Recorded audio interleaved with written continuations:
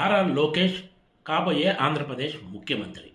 ఇవి టీడీపీకి చెందిన కనిగిరి ఎమ్మెల్యే ఉగ్ర నరసింహారెడ్డి బుధవారం నాడు చేసిన వ్యాఖ్యలు. కొద్ది రోజుల క్రితం నారా లోకేష్ను ఆంధ్రప్రదేశ్ ఉప ముఖ్యమంత్రిగా చేయాలంటూ కొంతమంది టీడీపీ నాయకులు పదే పదే ప్రకటనలు చేయడంతో ఈ అంశం ఆంధ్రప్రదేశ్ రాజకీయాల్లో పెద్ద దుమారం రేపిన సంగతి తెలిసిందే. ఎందుకంటే ఆంధ్రప్రదేశ్లో ప్రస్తుతం జనసేన అధినేత పవన్ కళ్యాణ్ ఉప ముఖ్యమంత్రిగా కొనసాగుతున్నారు. నారా లోకేష్ను ఉప ముఖ్యమంత్రి చేయాలంటూ టీడీపీ నాయకులు లేవనెత్తిన డిమాండ్పై అప్పట్లో జనసేన నాయకులు తీవ్ర అభ్యంతరం వ్యక్తం చేశారు. టీడీపీపై విమర్శలు గుప్పించారు కూడా. కొద్ది కాలానికి ఈ వ్యవహారం సద్దుమణిగిపోయింది. ఇప్పుడు కనిగిరి ఎమ్మెల్యే ఉగ్ర నరసింహారెడ్డి ఏకంగా నారా లోకేష్ ఆంధ్రప్రదేశ్ కాబోయే సీఎం అని బహిరంగ సభలో ప్రకటించడం హాట్ టాపిక్గా మారిందని చెప్పాలి. బుధవారం నాడు ప్రకాశం జిల్లాలో రిలయన్స్ కంపెనీ ఏర్పాటు చేయబోతున్న కంప్రెస్డ్ బయోగ్యాస్ ప్రాజెక్టుకు నారా లోకేష్ శంకుస్థాపన చేశారు. ఈ కార్యక్రమంలోనే ఉగ్ర నరసింహారెడ్డి ఈ వ్యాఖ్యలు చేశారు. తాను అడగకుండానే తన నియోజకవర్గానికి మంత్రి నారా లోకేష్ ఇంత పెద్ద ప్రాజెక్టు ఇచ్చారని, ఇది తాను పోరాడి సాధించింది కాదంటూ ఆయన చెప్పుకొచ్చారు.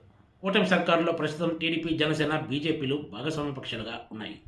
ఈ తరుణంలో ఉప ముఖ్యమంత్రి అంటేనే వివాదమైన వేళ ఇప్పుడు ఉగ్ర నరసింహారెడ్డి ఏకంగా రాబోయే రోజుల్లో నారా లోకేష్ ఆంధ్రప్రదేశ్ ముఖ్యమంత్రి అవుతారంటూ ప్రకటన చేయడం ప్రాధాన్యత సంతరించుకుందని చెప్పాలి. టీడీపీలో ఎప్పటి నుంచే ఇదే అంశంపై రకరకాల చర్చలు సాగుతున్నాయి. ఈ టర్మ్ పూర్తయ్యే చివరిలో చంద్రబాబు నాయుడు నారా లోకేష్ని సీఎం చేస్తారా లేక అంతకంటే ముందే చేస్తారా అనే చర్చ కూడా టీడీపీ నాయకుల్లో గత కొంతకాలంగా సాగుతూ వస్తుంది. ఈ తరుణంలో ఉగ్ర నరసింహారెడ్డి కాబోయే సీఎం నారా లోకేష్ అంటూ ప్రకటన చేయడం ప్రాధాన్యత సంతరించుకుంది.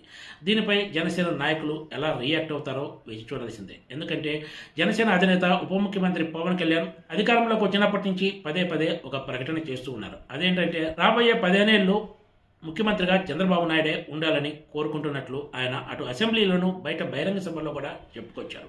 అటు టీడీపీలో ఇటు ప్రభుత్వంలో నారా లోకేష్ కీలక పాత్ర పోషిస్తున్నారనేది ఎవరూ కాదనలేని సత్యం.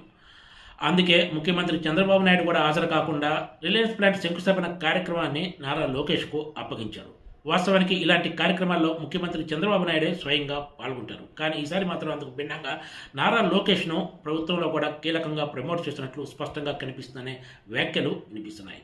ప్రభుత్వంలో నారా లోకేష్ పాత్ర మరింత పెంచే దిశగానే రిలయన్స్ ప్లాంట్ శంకుస్థాపన కార్యక్రమానికి కూడా ముఖ్యమంత్రి చంద్రబాబు హాజరు కాకుండా నారా లోకేష్తో చేయించారనే చర్చ అధికార రాజకీయ వర్గాల్లో సాగుతోంది. పార్టీలోనూ ఇటు ప్రభుత్వంలోనూ నారా లోకేష్ కీలకంగా మారుతున్నారనే విషయం ప్రతి ఒక్కరికి తెలిసిందే.